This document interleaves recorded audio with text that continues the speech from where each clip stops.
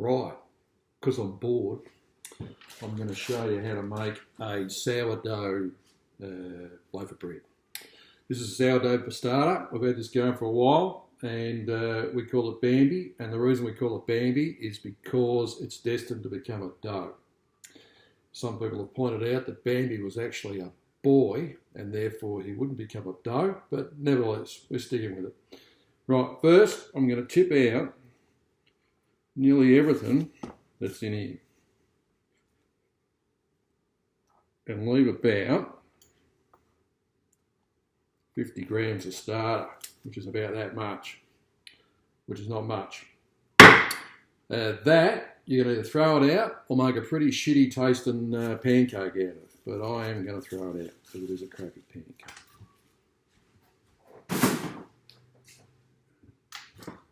Right, feed the starter.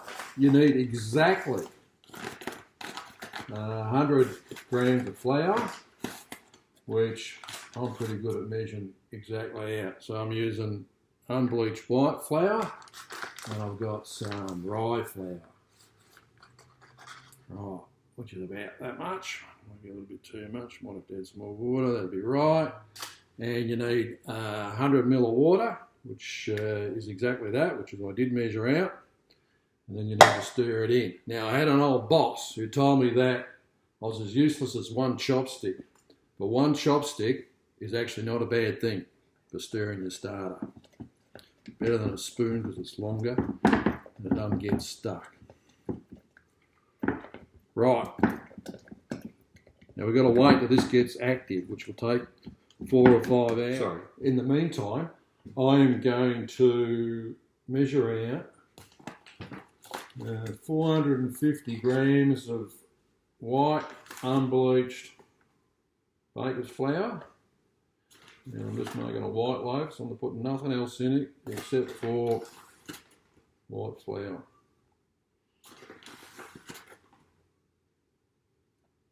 Which is about more.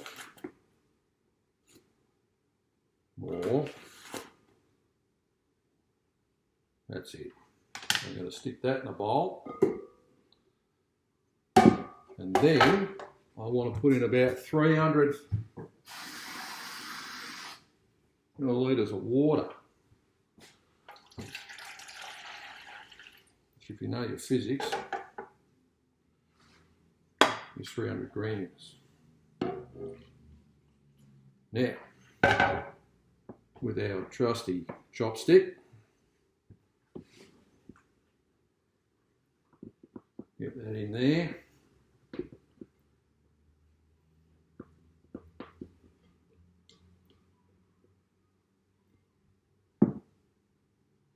Whack a lid on it. And both the sourdough and that can sit there for about 4 or 5 hours. Right, we're back. So, Bambi, after 4 or 5 hours, it's now nearly 5 o'clock, is doubled in size. The other bit hasn't changed at all. Now, chopstick.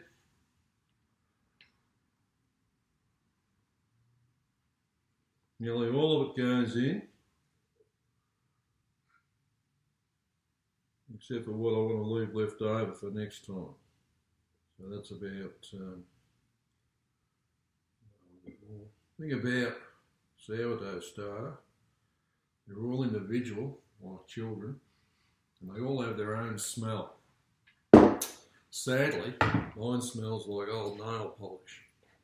Right, chopstick. Give that a bit of a turn, run it all in.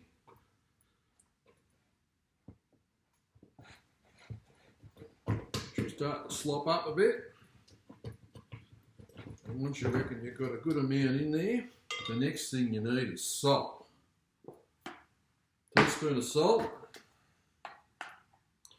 And bread without salt is like a pie without sauce. Or even worse, like love without sex. No point. Give that a bit of a turn. And now the next thing you got to do is this. So it's a bit sloppy. You got to start to stretch it. And you need to do this a couple of minutes.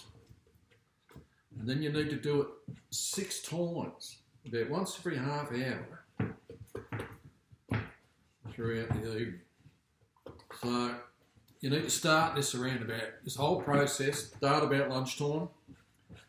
At 5 o'clock you start to do this. By about 8 o'clock at night you've finished.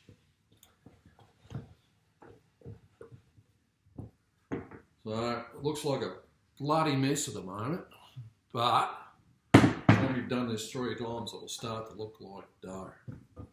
And the thing is, it's a bit messy. So I've been doing this for about, I don't know, a minute and a half, and it's starting to look a bit like dough. And for those that are interested in the technical, the hydration of this is about 70-something%. So I put in 300 ml of water on 450 grams of flour, which makes it about 60-something%, 62%. And then I put in 200 grams of sourdough starter, which was at 50%, so that takes it up to about 71-72%. So you do this 6 times, and it'll start to look real good. And then I'll tell you what you do after that. Take over, Moy. I want to take over. I'll move some of these stuff. You've got to get rid of some of these. I've already started. Oh, I'm off then. Right. Okay. Here we are. It's now 8 o'clock at night, and I've done this 5 times. I'm going to do one more. The dough's still looking a little bit sloppy, but that's what it's meant to be. And it comes away from the bowl nicely. And so that's 6 times, and that's a good looking dough. Why do you do it 6 times? I don't know. You probably do it 5. You could probably do it 7. But 6 seems to be right.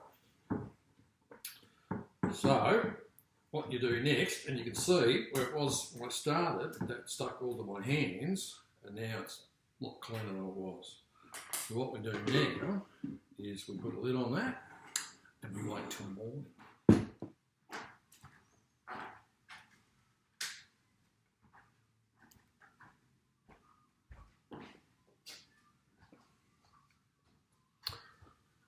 It's now morning, and what's happened is now it's huge. It's grown. So what we're going to do is we're going to stick it on the bench.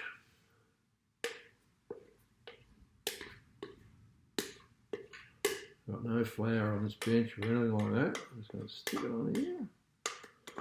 There she comes. And looks like something an albino cow has dropped in a paddock somewhere. Right. I'll let that sit there for about 20 minutes, have some breakfast, and I'll come back. This is a banneton. Normally they're made out of cane. This one's made out of plastic. I guess that's to say a cane tree, but use some more. The corn flour, I'm going to dust the banneton with corn flour, not much, so the thing won't stick. A little bit more.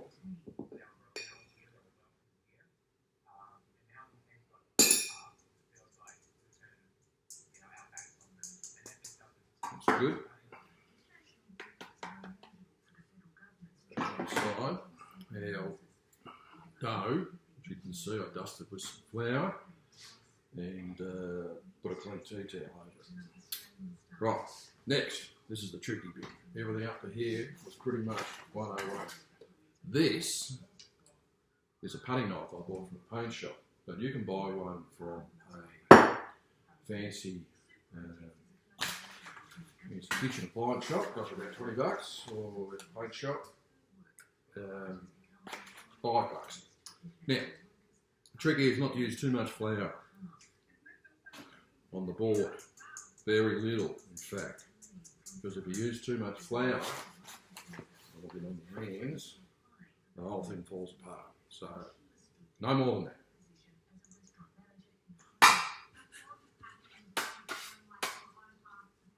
grab our dough, sweep it around, pull it over, pretty sticky, get it to the middle of your board. Right, this is the important bit. Get underneath it, pull it out, make sure it's not stuck to the board, chuck that over there, chuck that over there, grab the ends like this. What you want to try and do is make a little bit of a, like you got the Eiffel Tower, threw it against the wall. You want to sort of flag out at the bottom. Pretty sticky dough. You get it to here, and then you roll that over there and give it a little bit of a push in. Roll it over again, give it a bit of a push in, and again, push in. Right, and that's sitting there with the seam at the bottom.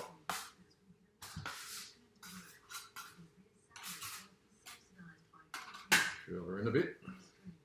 Have our batter top, and we want the top on the bottom, so I'm going to flip her over. There you go. That looks a bit messy, but that'll put it on. Because the top, the bottom will become the top. Now, we have to let that prove for a bit longer, so I'm going to put a little bit of flour on the top so I don't stick to the plastic. And then I'm going to go for a walk. I know you're thinking, how's this thing going to get in the oven? Soon. Soon. I'm going to put that there and let that prove about an hour and a half. And then come back. Right, so this has been sitting here for about an hour, hour and a half. That warm this morning, so it's proved a fair bit. And how you tell is that when you push your finger in, it sort of comes back slowly. So that's not bad. And what we're going to do now is I have a baking tray, piece of parchment paper, and I'm going to whack that in here.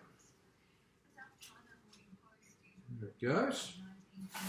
And there, she's a bit wobbly. And then I'm going to give it a quick spray with a bit of oil. There's a reason for that. I've got some sesame seeds here. Put some sesame seeds on. The oil will help the sesame seeds to stick. And then I've got one of these things, which is a little blade. Look at that. It's like a French word, that. The trick here is not to muck around with it. So you just got to cut it through quickly. That splits open there. And then what I do is I have another baking tray, which is exactly the same as this one. Put the lid on it, put it in the oven, about 45 minutes. Halfway through, I'll take the lid off, and we'll see what comes there. The oven's about hot, 240, something like that.